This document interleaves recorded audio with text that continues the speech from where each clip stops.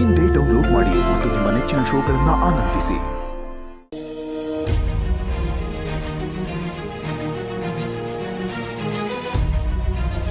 ಅಣ್ಣ, ತಿಂಡಿ ತಗೊಳ್ಳಿ.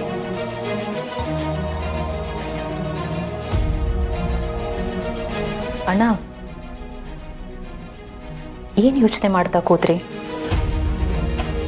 ಇಷ್ಟು ದಿನ ನರಕದಲ್ಲಿದ್ರಲ್ಲ, ಆ ನೆನಪುಗಳು ಕಾಡ್ತಾ ಇದೆಯಾ? ಇಲ್ಲ ನಿಧಿಯಮ್ಮ, ನನ್ನ ಮನಸ್ಸಿನಲ್ಲಿ ಈಗ ಅಂಥ ನೋವೇನು ಕಾಡ್ತಾ ಇಲ್ಲ. ಒಂದು ರೀತಿಯಲ್ಲಿ ನಾನು ನೆಮ್ಮದಿಯಾಗಿದ್ದೀನಿ ಅಂತ ಅನ್ಬೋದು. ಎಷ್ಟೋ ವರ್ಷಗಳಿಂದ ಕತ್ತಲ ಕೋಣೆಯಲ್ಲಿ ಜೀವಂತ ಶವವಾಗಿ ಬದುಕಿದ್ದೆ.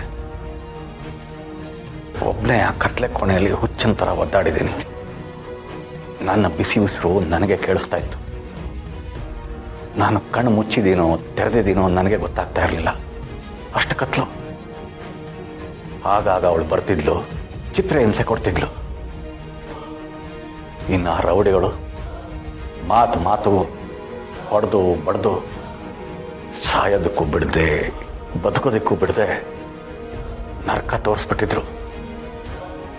ನರಕ ಅಂದರೆ ಅದೇ. ಅವಳು ಎಷ್ಟು ಕ್ರೂರಿ ಅಂತ ನನಗೆ ಗೊತ್ತಾಗಿದ್ದೆ ಆಗ. ಆದರೂ ಬದುಕೋ ಆಸೆ ನನಗಿತ್ತು. ಅದು ಆಸೆ ಅಲ್ಲ, ಛಲ. ಅವಳು ಮಾಡಿರೋ ಅನ್ಯಾಯನ ನಾನೇ ಮುಂದೆ ನಿಂತು ಸರಿ ಮಾಡಬೇಕಾಗಿತ್ತು. ಅವಳು ಮಾಡಿರೋ ಪಾಪಕ್ಕೆ ಪ್ರಾಯಶ್ಚಿತ್ತ ಆಗಬೇಕಾಗಿತ್ತು. ಅಣ್ಣ, ಅದಕ್ಕೆಲ್ಲ ಉತ್ತರ ಕೊಡೋದಕ್ಕೆ ನಾವೀಗ ತಯಾರಾಗಿದ್ದೀವಿ. ಇನ್ನು ಮುಂದೆ ಪ್ರಪಂಚಕ್ಕೆ ಎಲ್ಲ ಸತ್ಯನೂ ಗೊತ್ತಾಗಬೇಕು. ಆದರೆ ನಾವು ಹೋಗಿ ಇದೇ ಸತ್ಯ ಅಂತ ಹೇಳಿದ್ರೂ ಪ್ರಪಂಚ ನಂಬೋದಿಲ್ಲ. ಹೇಳೋ ಸಮಯಕ್ಕೋಸ್ಕರ ಕಾಯಬೇಕು, ಹೇಳೋ ರೀತಿಯಲ್ಲೇ ಹೇಳಬೇಕು. ಎಲ್ಲ ಸರಿ ಹೋಗುತ್ತೆ ಅಣ್ಣ, ನೀವು ಯೋಚನೆ ಮಾಡಬೇಡಿ. ಅಷ್ಟು ಮಾತ್ರ ಅಲ್ಲ ನಂದಿನಿ ಅಮ್ಮ, ಆ ವಿಜಯ ಅಂಬಿಕಾ ನನಗೆ ಕೊಟ್ಟಿರೋ ಹಿಂಸೆಗೆ ಪ್ರತಿಯಾಗಿ ಅವಳು ಹಿಂಸೆ ಪಡಬೇಕು. ನೀರಿನಿಂದ ಹೊರಗಡೆ ಬಂದಿರೋ ಮೀನಿನ ಥರ ವಿಲವಿಲ ಅಂತ ಒದ್ದಾಡಬೇಕು. ಕೋಪದಿಂದ ಭಯದಿಂದ ಹುಚ್ಚಿಯಾಗಿ ಅಲ್ದಾಡಬೇಕು. ಹಾಗೆ ಆಗತ್ತೆ ಅಣ್ಣ, ನೀವೇನು ಯೋಚನೆ ಮಾಡಬೇಡಿ. ಅವಳು ನಮ್ಮನ್ನ ನೋಡೋದಕ್ಕೂ ಆಗದೆ, ನಮ್ಮನ್ನ ಸೋಲ್ಸೋದಕ್ಕೂ ಆಗದೆ, ಕಡೆ ಪಕ್ಷ ನಮ್ಮ ಹತ್ರ ಬರೋದಕ್ಕೂ ಆಗದೆ, ಏನು ಮಾಡೋದಕ್ಕೂ ಗೊತ್ತಾಗದೆ ಉರಿದು ಬೂದಿ ಆಗಬೇಕು. ಅದೆಲ್ಲ ಸರಿ ನಂದಿನಿ ಅಮ್ಮ, ಆದರೆ ಅವಳ ದ್ವೇಷ ನಮಗೆ ಮಾತ್ರ ಸೀಮಿತವಾಗಿದ್ದರೆ ನಾವು ಹೇಗೋ ನಿಭಾಯಿಸಬಹುದಾಗಿತ್ತು. ಆದರೆ ಅದು ಶ್ರಾವಣಿ ಅಮ್ಮ ಮತ್ತು ಅಳಿಯಂದ್ರ ಕಡೆಗೂ ಚಾಚಿದೆ. ಇದೆಲ್ಲ ಎಲ್ಲಿಗೆ ಹೋಗಿ ತಲುಪುತ್ತೋ ಏನೋ, ಮುಂದೆ ತುಂಬ ಕಷ್ಟ ಆಗ್ಬೋದು. ಅಣ್ಣ, ಸಿಂಹಾಸನ ಏರ್ಬೇಕಾದ್ರೆ ಹೂವಿನ ಹಾಸಿಗೆ ಇರುತ್ತೆ. ಅದೇ ಸಿಂಹಾಸನದ ಪಟ್ಟ ಪಡಿಬೇಕಾದ್ರೆ ಕತ್ತಿ ಹಿಡಿದು ಹೋರಾಟ ಮಾಡಬೇಕಾಗತ್ತೆ. ಕಲ್ಲು ಮುಳ್ಳಿನ ಹಾದಿನ ತುಳಿಬೇಕಾಗತ್ತೆ. ಆ ಹೋರಾಟ ಎಲ್ಲ ಮುಗಿದ ಮೇಲೇನೆ ಅಂಥ ದೊಡ್ಡ ಪಟ್ಟ ಸಿಗೋದು. ಈಗ ನಾವು ಏನು ಅಂದ್ಕೊಂಡಿದ್ದೀವೋ ಅದನ್ನು ಸಾಧಿಸಬೇಕು ಅಂದರೆ ಸತ್ಯ ಅನ್ನೋ ಕತ್ತಿ ಹಿಡಿದು ಆ ಕಲ್ಲು ಮುಳ್ಳಿನ ದಾರಿನಲ್ಲಿ ಹೋರಾಟ ಮಾಡಬೇಕಾಗಿದೆ. ನೀವೇನು ಯೋಚನೆ ಮಾಡಬೇಡಿ ಅಣ್ಣ, ನನಗೆ ಆ ಮಕ್ಕಳ ಬಗ್ಗೆ ನಂಬಿಕೆ ಇದೆ. ಅವ್ರು ಖಂಡಿತ ಇದನ್ನೆಲ್ಲ ಜಯಿಸ್ತಾರೆ. ನಿಜ ನಂದಿನಿ ಅಮ್ಮ, ದೇವರು ನಮ್ಮ ಜೊತೆ ಇದ್ದಾನೆ. ನೀವು ಕೊಟ್ಟಿದ್ದ ತಾಳಿನ ನಿಮ್ಮ ಮಗಳಿಗೆ ತಲುಪಿಸೋದಕ್ಕೆ ನಾನು ತುಂಬ ಒದ್ದಾಡಿದ್ದೆ. ಆದರೆ ಆ ತಾಳಿ ಅವ್ರ ಕುತ್ತಿಗೆಗೆ ಬಿದ್ದ ಮೇಲಿಂದ ಅವ್ರ ಬದುಕಿನ ಬಣ್ಣನೇ ಬದಲಾಗೋಯ್ತು. ತಾಯಿ ಕೊಟ್ಟಿರೋ ತಾಳಿ ಮಗಳ ಕುತ್ತಿಗೆಯಲ್ಲಿದೆ. ಆದರೆ ತಾಯಿ ಎಲ್ಲಿದ್ದಾಳೆ ಅಂತ ಆ ಪುಟ್ಟ ಕಂದಮ್ಮ ಹುಡುಕ್ತಾ ಇರ್ತಾಳೆ. ಆದಷ್ಟು ಬೇಗ ನೀವು ಅವ್ರ ಜೊತೆ ಆಗೋ ಹಾಗಾಗಲಿ. ನಾನು ಆ ದಿನಕ್ಕೋಸ್ಕರನೇ ಕಾಯ್ತಾ ಇದ್ದೀನಿ ಅಣ್ಣ. ಆದರೆ ಒಂದೇ ಒಂದು ಸಂತೋಷ ಅಂದರೆ ನನ್ನ ಕಂದ ನನ್ನ ಕೈಯಾರೆ ನಾನು ಮಾಡಿದ ತಿಂಡಿನ ತಿಂದಿದ್ದಾಳೆ. ನಾನು ಯಾವಾಗಲೂ ಅವಳ ಜೊತೆಗೆ ಅವಳ ಹಿಂದೆನೇ ಇರ್ತೀನಿ.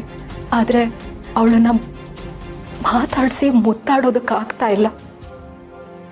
ನನಗೆ ಗೊತ್ತಿದೆ, ಆದಷ್ಟು ಬೇಗ ನಾನು ನನ್ನ ಮಗಳನ್ನು ಸೇರ್ತೀನಿ. ಆದರೆ ಅದಕ್ಕೂ ಮುಂಚೆ ಕೆಲವು ಕೆಲಸಗಳನ್ನು ಮಾಡೋದು ಬಾಕಿ ಉಳಿದಿದೆ.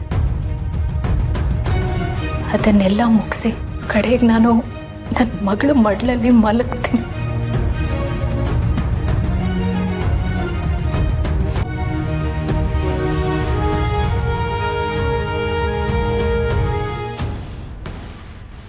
ಅಣ್ಣ ಹ್ಞೂ ನಾನು ಸ್ಕೂಲಿಗೆ ಹೋಗಿ ಬರ್ತೀನಿ. ಹ್ಞೂ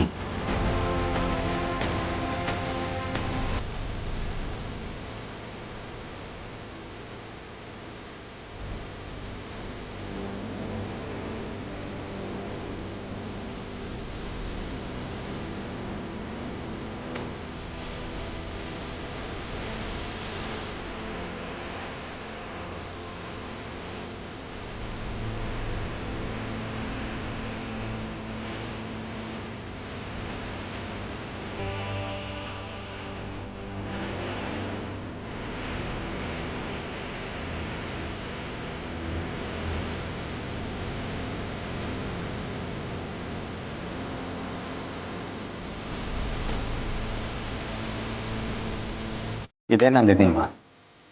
ವೀರು ನಿಮ್ಮ ಮೇಲೆ ಅನುಮಾನ ಪಟ್ಟು ನಿಮ್ಮ ಮೇಲಿರೋ ಸಿಟ್ಟನ್ನು ಮಗಳ ಮೇಲೆ ತೀರಿಸ್ಕೊತಾ ಇದ್ದಾನೆ. ನಿಮ್ಮ ಮಗಳನ್ನ ತನ್ನ ರಕ್ತಾನೇ ಅಲ್ಲ ಅಂತ ಹೇಳ್ತಾ ಇದ್ದಾನೆ. ನಿಮ್ಮ ಹೆಸರಿಗೆ ಕಳಂಕ ತರ್ತಾ ಇದ್ದಾನೆ. ಇಷ್ಟೆಲ್ಲ ಆದರೂ ನಿಮಗೆ ಅವನ ಮೇಲಿರೋ ಪ್ರೀತಿ ಕಡಿಮೆ ಆಗಿಲ್ಲ ಅಲ್ವಾ?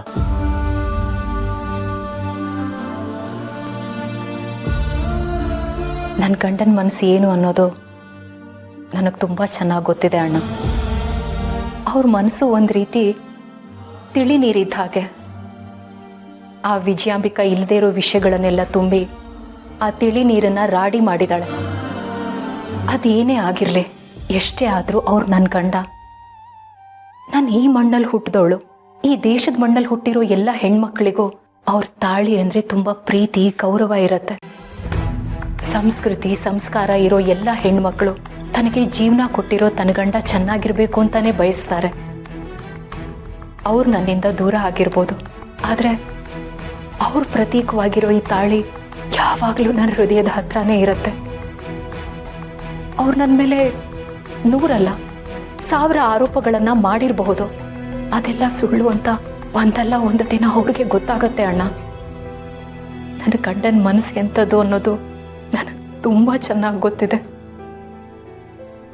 ಅದಕ್ಕೆ ಅಲ್ವಾ ನಾನು ಅವರನ್ನು ಅಷ್ಟು ಪ್ರೀತಿ ಮಾಡಿದ್ದೆ.